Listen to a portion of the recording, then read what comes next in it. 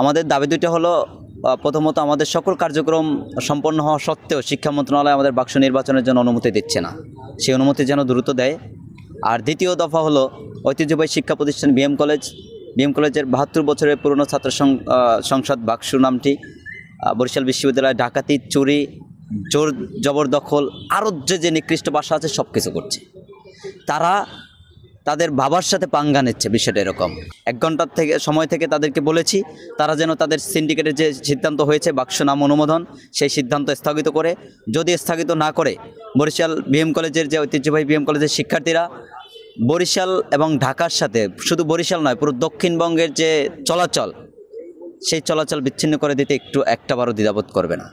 এবং বরিশালের যারা প্রশাসন রয়েছে তাদেরকেও আমরা বলতে চাই, যদি এই বিএম কলেজ এবং বরিশাল বিশ্ববিদ্যালয়ে যে সমস্যাটি রয়েছে নাম নিয়ে, এর সমাধান যদি তারা অতি দ্রুত না করে, যদি আইনশৃঙ্খলার কোনো অবনতি এই ক্ষেত্রে হয়, তার দায়ভার বিএম কলেজের শিক্ষার্থী, বিএম কলেজের প্রশাসন কেউ নেবে না। আসলে বাক্সু এই প্রতিষ্ঠানটি আমাদের বিএম কলেজের একটা ঐতিহ্য।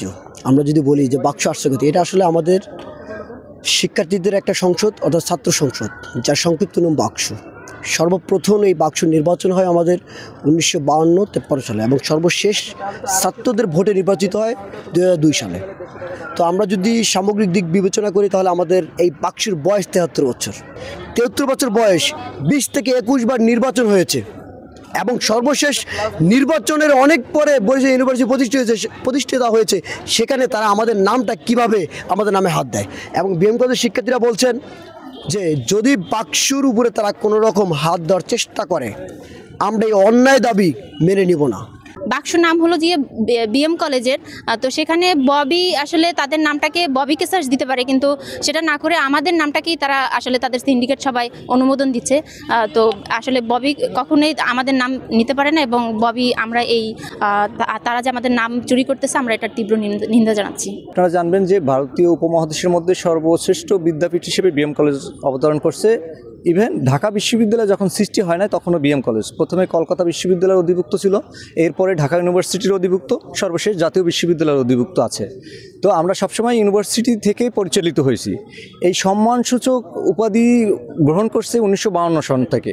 তো এখন কিছু শিক্ষিত মহল আমাদেরকে প্রশ্ন করে যে তাহলে আমাদেরকে সার্টিফিকেট দেখাও। তাদেরকে আমরা স্পষ্ট একটা বার্তা দিতে চাই, সে যদি তার দাদার মানে বৈবাহিক বলে যে কাবিয়ান চায়, তা আপনারা মনে করবেন যে সে তো সেই দাদার কাবিয়ান দেখাইতে পারবে না, তাহলে কি তাদের পূর্বসূরীরা অবৈধ সন্তান হবে?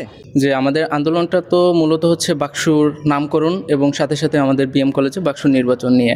এক্ষেত্রে আমরা আমাদের যারা পূর্বে ছিল আমাদের এই বাক্সুর বিভিন্ন প্রতিনিধি, এজিএস, জিএস, সাধারণ সম্পাদক সহ যারা ছিল সকলেই আমাদের এই আন্দোলনের সাথে।